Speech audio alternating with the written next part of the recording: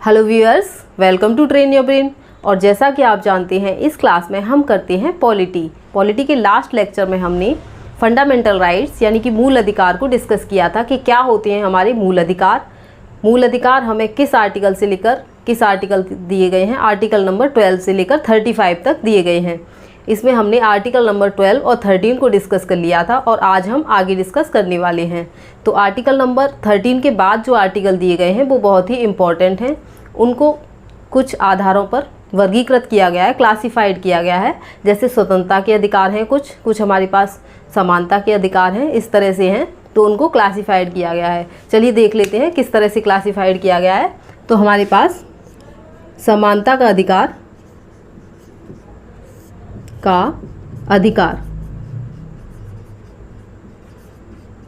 समानता का अधिकार हमको दिया गया है आर्टिकल नंबर 14 से लेकर 18 तक। उसके बाद हमें दिया गया है स्वतंत्रता का अधिकार। किस किस तरह की हमें स्वतंत्रता दी गई है हमारे मूल अधिकारों में। तो स्वतंत्रता का अधिकार हमें दिया गया है आर्टिकल नंबर 19 से लेकर 22 तक। हमें दिया गया है आर्टिकल नंबर 14 से 18 तक। स्वतंत्रता का अधिकार दिया है आर्टिकल नंबर 19 से 22 तक। और नेक्स्ट हमको दिया है शोषण के विरुद्ध अधिकार। शोषण के विरुद्ध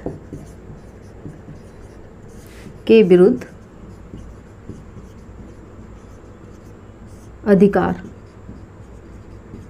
शोषण के विरुद्ध अधिकार हमें आर्टिकल नंबर 23 से 24 तक दिए गए। आर्टिकल नंबर 23 और 24 हमें बताता है शोषण के विरुद्ध अधिकार के बारे में। नेक्स्ट हमारा है धार्मिक स्वतंत्रता। तो धार्मिक स्वतंत्रता हमें किस आर्टिकल में दी गई है? धार्मिक स्वतंत्रता दी गई है हमें आर्टिकल नंबर 25 से 28 तक। नेक्स्ट है आपका संस्कृति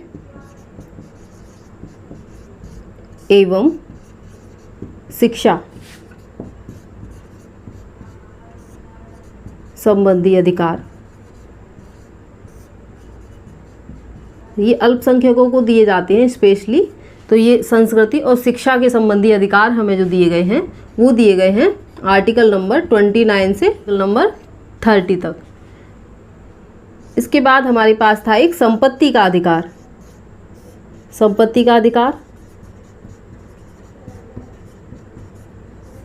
ये था हमारा आर्टिकल नंबर 30 में आता था। उसके बाद हमें दिए गए हैं संवैधानिक उपचारों का अधिकार।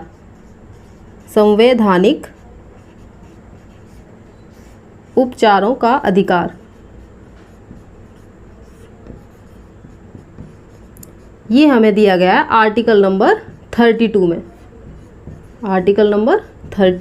दिया गया है।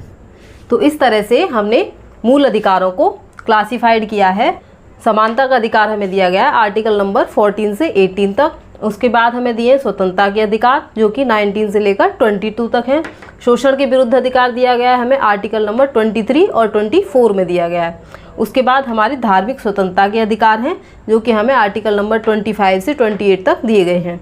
नेक्स्ट है हमारा संस्कृति एवं शिक्षा संबंधी अधिकार। ये हमें आर्टिकल नंबर 29 और 30 में दिया गया है। इसके बाद हमारे पास एक संपत्ति का अधिकार हुआ करता था आर्टिकल नंबर 30 में, जो ख़त्म कर दिया गया है अब। उसके बाद हमें दिया गया है संवैधानिक उपचारों का अधिकार आर्टिकल नंबर 32 में।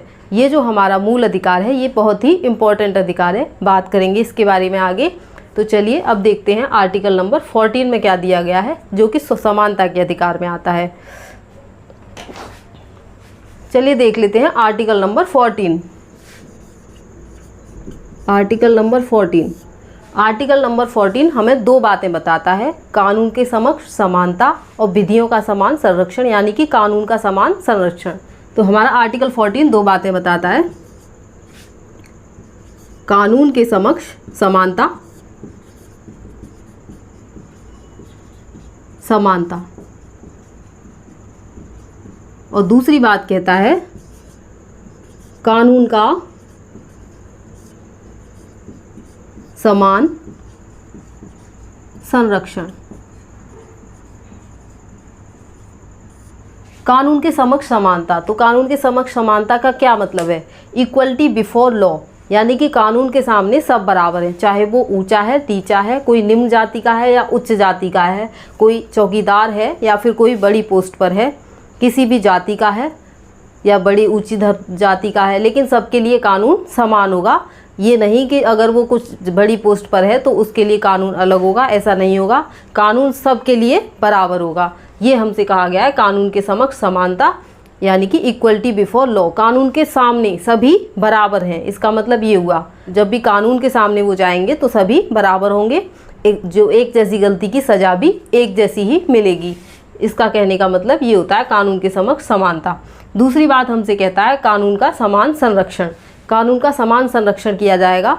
ये हमसे हमारे संविधान में जो लिया गया है, ये लिया गया है यूएसए के संविधान से, यानी कि अमेरिका के संविधान से लिया गया है।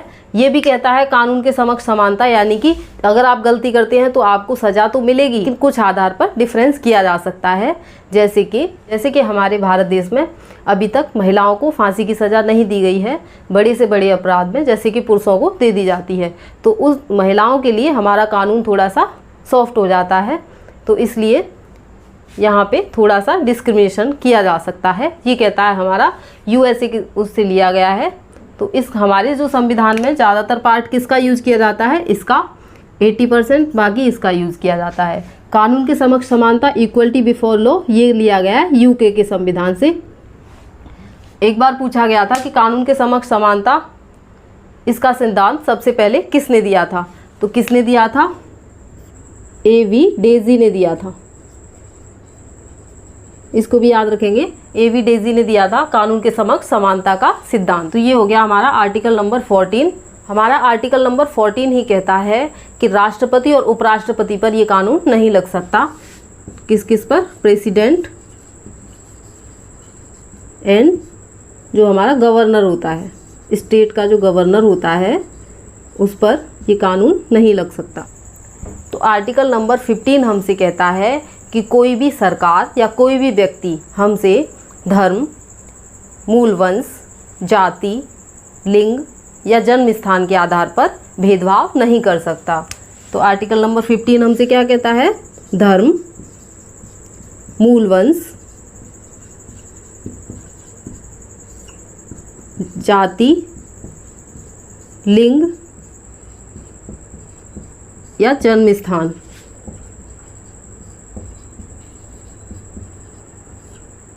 इनके आधार पर भेदभाव नहीं कर सकता, भेदभाव नहीं कर सकता।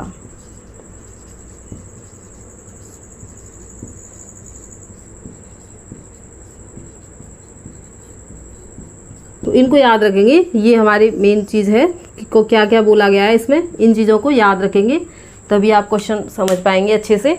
तो धर्म, मूल वंश, जाति, लिंग और जन्म स्थान, इसके आधार पर कोई भी हमसे भेदभाव नहीं कर सकता, यानी कि कोई सरकार हमसे इस आधार पर भेदभाव नहीं कर सकती कि हमारा धर्म क्या है, हम हिंदू हैं या मुस्लिम हैं, उस आधार पर कि हमें इस चीज़ से वंचित रखा जाएगा या ये चीज़ हमको नहीं दी जाएगी, ये पर्टिकुलर हिंदुओं के लिए है और ये पर्टिकुलर मुस्लिमों के लिए, ऐसा नहीं किया जा सकता। दूसरा हमारा है मूल वंश। मूल वंश, जो हमारे मूल वंश पहले से चले आ रहे हैं, जैसे कि कुछ मूल वंश ऐसे थे जिन्होंने अंग्रेज़ों का साथ दिया, लेकिन अभी वो हमारे देश में हैं और आराम से अपने पोस्ट पर अच्छा काम कर रहे हैं, तो उस आधार पर उनको कोई भी भेदभाव नहीं किया गया है, यानी कि उनके मूल वंश के आधार पर कोई भी किसी को दिक्कत नहीं है। दूसरा है जाति। जाति, कोई भी जाति है तो जाति के आधार पर हम भेदभाव नहीं करेंगे कि ये निम्न जाति का है या ये उच्च जाति का है, इसकी छोटी जाति है या इसकी बड़ी जाति है, तो इस आधार पर हम भेदभाव नहीं कर सकते। ये यहाँ बैठेगा, ये यहाँ बैठेगा, तो इस हिसाब से भी हम पहले हुआ करता था काफ़ी, तो वो चीज़ अब ख़त्म कर दी गई है इस आर्टिकल नंबर 15 के तहत कि जाति के अकॉर्डिंग भी आप कोई डिस्क्रिमिनेशन नहीं कर सकते। दूसरा है लिंग। लिंग यानी कि मेल है, फीमेल है, ट्रांसजेंडर है, उस आधार पर आप भेदभाव नहीं कर सकते। सबको समान रूप से सारी चीज़ों का अधिकार है। आप ये नहीं कह सकते कि ये फीमेल है तो इसको यहाँ काम नहीं मिलेगा। तो हर चीज़ में, हर पोस्ट में उनको भी समान काम पाने का अधिकार है। दूसरा जन्म स्थान, कि इनका जन्म, ऐसे कहते हैं ना, जैसे कि ये बिहार से है, जैसे कि आपने देखा होगा महाराष्ट्र में इस तरह से पॉइंट ऑफ व्यू बना हुआ है कि ये इस यहाँ दूसरी जगह के लोग हैं, यूपी के लोगों के लिए स्पेशली ऐसा बनता है। तो ऐसा चीज़ें जो होती हैं जन्म स्थान के आधार पर, तो वो नहीं होनी चाहिए, कोई भी भेदभाव नहीं होनी चाहिए। उनके मन में ऐसा है लेकिन ऐसा कर नहीं पाते हैं, बिकॉज हमारा आर्टिकल नंबर 15 लगा हुआ है कि धर्म, मूल वंश, जाति, लिंग और जन्म स्थान के आधार पर कोई भी भेदभाव नहीं करेगा। लेकिन कुछ आधारों पर ये डिस्क्रिमिनेशन भी किया जा सकता है और उसे कहेंगे हम पॉजिटिव डिस्क्रिमिनेशन, यानी कि भेदभाव किया जाएगा लेकिन वो एक पॉजिटिव वे में होगा, अच्छाई के लिए होगा। और वो क्या होगा, हमारा आरक्षण। जैसे कि आरक्षण हमको दिया गया है, वो क्या होगा, आरक्षण। तो हमें जो आरक्षण दिया गया है यानी कि रिजर्वेशन दिया गया है, वो क्या है, हमारा एक पॉजिटिव डिस्क्रिमिनेशन। क्यों ज़रूरी है वो? ज़रूरी है क्योंकि जो लोग पीछे पिछड़ गए हैं उनको ऊपर उठाने के लिए, उनकी स्थिति संवारने के लिए। हमारा जो आरक्षण है वो किसी को आगे बढ़ने से नहीं रोकता, लेकिन जो पीछे रह गए हैं, छूट गए हैं, उनको कुछ सपोर्ट के द्वारा वो ऊपर आ सकें, इसीलिए ये आरक्षण दिया गया है कि आरक्षण से वो भी ऊपर आ सकें। इसको बहुत से लोग नेगेटिव वे में ले सकते हैं, लेकिन आरक्षण पॉजिटिव रहता है क्योंकि बहुत से लोग पीछे पिछड़ गए थे तो उनको भी मेन स्ट्रीम में लाया जा सके, इसलिए ये आरक्षण दिया गया है कि वो भी अपने ऊंचाई उठ सकें और एक समानता लाई जा सके, समाज में एक समानता लाई जा सके, इसीलिए ये आरक्षण किया गया है। तो हमारा आर्टिकल नंबर 15 कहता है धर्म, मूल वंश, जाति, लिंग, जन्म स्थान के आधार पर भेदभाव नहीं किया जा सकता।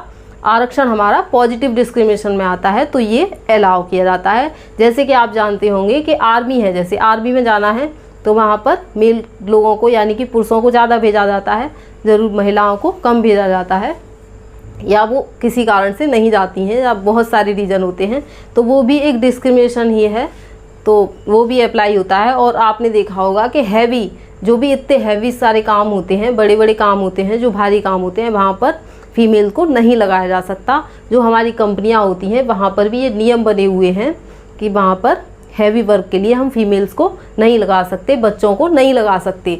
तो वो क्यों बने हुए हैं? क्योंकि वो एक पॉजिटिव डिस्क्रिमिनेशन है, तो अच्छी बात है, वो ऐसा नियम होना चाहिए। लेकिन ये जो हमें 5 चीज़ें बताई गई हैं, 5 चीज़ें बताई गई हैं हमें, धर्म, मूल वंश, जाति, लिंग और जन्म स्थान, इनके आधार पर कोई भेदभाव नहीं कर सकता। लेकिन इनके अलावा अदर जो चीज़ें हैं उनके आधार पर भेदभाव किया जा सकता है, लेकिन वो भी किसके लिए होगा? एक पॉजिटिव डिस्क्रिमिनेशन होगा वो एक। ओके, चलिए देख लेते हैं नेक्स्ट आर्टिकल। नेक्स्ट आर्टिकल है हमारा आर्टिकल नंबर 16। तो आर्टिकल नंबर 16 हमसे लोक नियोजन की समानता की बात करता है। आर्टिकल नंबर 16 लोक नियोजन में समानता।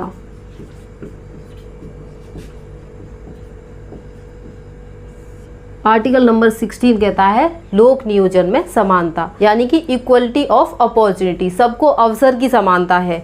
जितने भी हमारे यहाँ जॉब निकलती हैं, गवर्नमेंट जॉब निकलती हैं, तो उसमें सभी को अपॉर्चुनिटी होती है, सभी लोग उसमें अप्लाई कर सकते हैं। तो ये हमारा आर्टिकल नंबर 16 कहता है कि यहाँ पर भेदभाव नहीं किया जाएगा, इक्वलिटी ऑफ अपॉर्चुनिटी दी जाएगी सबको। तो वो अवसर का लाभ सभी उठा सकते हैं, सबको समान अधिकार है कि वो उसमें अप्लाई कर सकते हैं और जॉब पा सकते हैं अपनी एबिलिटी के आधार पर। तो ये हमारी है इक्वलिटी ऑफ अपॉर्चुनिटी, सबको समान अधिकार, सबको समान अपॉर्चुनिटी दी गई है कि उनको अवसर मिला है कि वो कुछ कर सकते हैं। तो ये हमारा आर्टिकल नंबर 16 कहता है किसी को भी इससे नहीं रोका जाएगा, लेकिन कुछ रिजर्वेशन यहाँ पर किया जा सकता है और वो होगा हमारा पॉजिटिव डिस्क्रिमिनेशन। जैसे कि कुछ जातियों को यहाँ पर हम क्या कर सकते हैं कि कुछ कम मार्क्स पर पास हो जाएंगे, लेकिन जनरल होगा तो उसके लिए थोड़ा सा मार्क्स बढ़ा दिए जाएंगे, उनको फीस में थोड़ा कंसेशन दे दिया जाएगा, उनको एज में थोड़ा कंसेशन दे दिया जाएगा। तो इस तरह का हम कर सकते हैं, ये अलाउ है जो हमारा रिजर्वेशन होता है। तो ये हो गया हमारा आर्टिकल नंबर 16। नेक्स्ट हम देखते हैं हमारा आर्टिकल नंबर 17। आर्टिकल नंबर 17 क्या कहता है? आर्टिकल नंबर 17 हमसे कहता है अस्पृश्यता का अंत, अस्पृश्यता का अंत। अस्पृश्यता मतलब अनटचेबिलिटी, छुआछूत, छुआछूत के अंत, इसमें आर्टिकल नंबर 17 हमारा छुआछूत का अंत करता है, यानी कि आप छुआछूत को अब नहीं मान सकते। जैसा कि आप जानते हैं पुराने टाइम में अक्सर ऐसा हुआ करता था कि जो लोअर कास्ट हुआ करती थी, नीच जातियां हुआ करती थी, उनको क्या है सब लोग अछूत की तरह देखते थे और उनसे छू भी जाते थे तो उन अपने आप को अपवित्र समझने लगते थे। तो इस तरह की ऐसी लोगों के मन में भ्रांतियां थीं। अभी भी बहुत से गाँव में आप ऐसा थोड़ा बहुत देख सकते हैं।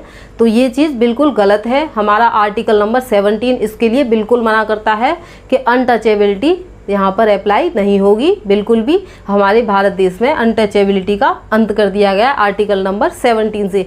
जैसा कि आप एग्जाम्पल देख सकते हैं कि एक बार हमारे राष्ट्रपति कहीं एक स्टेट में गए हुए थे, वहाँ के मंदिर में उन्होंने प्रवेश किया तो उस मंदिर को उनके जाने के बाद धुला गया क्योंकि वो SC कास्ट से बिलोंग करते थे। तो इसीलिए इस तरह की चीज़ें की गई, तो ये चीज़ गलत है। लेकिन लोगों के मन में जो भरी हुई हैं, उनके अंदर जो भरा हुआ है जाति का कि हम ऊंची जाति के हैं और इनसे हमारा मंदिर गंदा हो गया या अपवित्र हो गया, तो इसलिए उन्होंने इस तरह की काम किया। तो हमारा आर्टिकल नंबर 17 क्या कहता है? Abolition of untouchability. जितनी भी अनटचेबिलिटी है उसके लिए बिल्कुल साफ मना करता है कि यहाँ पर इस तरह की चीज़ें नहीं की जाएंगी। छुआछूत का अंत करता है ये। ओके, नेक्स्ट है हमारा आर्टिकल नंबर 18। आर्टिकल नंबर 18 हमसे क्या कहता है? आर्टिकल नंबर 18 कहता है उपाधियों का अंत। उपाधियों का अंत। आर्टिकल नंबर 18 उपाधियों का अंत। जितने भी टाइटल्स होते हैं तो उनके बारे में ये बात करता है, उनको मना करता है कि कोई भी टाइटल नहीं लिया जाएगा। जैसे कि हमारे यहाँ पहले राजा होते थे, महाराजा होते थे, नाइटहुड जो उपाधि मिल जाती थी तो लोग उन्हें अपने नाम के आगे भी यूज़ करते थे, नाइटहुड वगैरह, ये राजा, सम्राट वगैरह इस तरह की जो उपाधियाँ होती हैं, तो उन उपाधियों का अंत करता है हमारा आर्टिकल नंबर 18। इसके अलावा हम देख सकते हैं कि हमारे यहाँ जैसे भारत रत्न है, ये इस तरह की चीज़ें हम इन सम्मान को ले सकते हैं। हमारी जो नेशनल है ये हमारे नेशनल अवार्ड,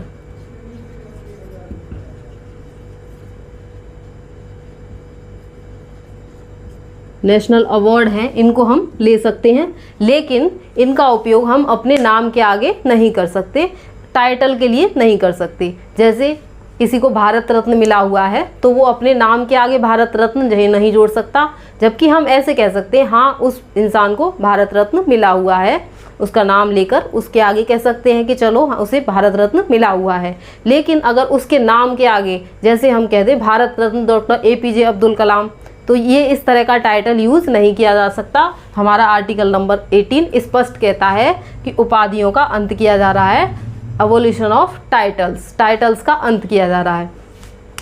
तो लेकिन नेशनल अवार्ड लिए जा सकते हैं, उसे अपने नाम के आगे यूज़ नहीं किया जा सकता। तो ये हो गया हमारा आर्टिकल नंबर 18। नेक्स्ट है हमारा आर्टिकल नंबर 19, और आर्टिकल नंबर 19 से शुरू हो जाते हैं स्वतंत्रता के अधिकार। हमें कितने प्रकार की स्वतंत्रता दी गई है, ये सारा कुछ हमें आर्टिकल नंबर 19 से आगे जितने आर्टिकल हैं वो सब उनमें देखने को मिलेगा। तो आज की क्लास को हम यहीं पर ख़त्म करते हैं और कल हम पढ़ेंगे आर्टिकल नंबर 19 से स्वतंत्रता के अधिकार। एक बार फटाफट रिवीजन कर लेते हैं कि सबसे पहले हमने आज की क्लास में क्या पढ़ा था। हमने पढ़ा था आर्टिकल नंबर 14 से। आर्टिकल नंबर 14 हमें बताता है कानून के समक्ष समानता, और दूसरी चीज़ बताता है विधियों का समान संरक्षण।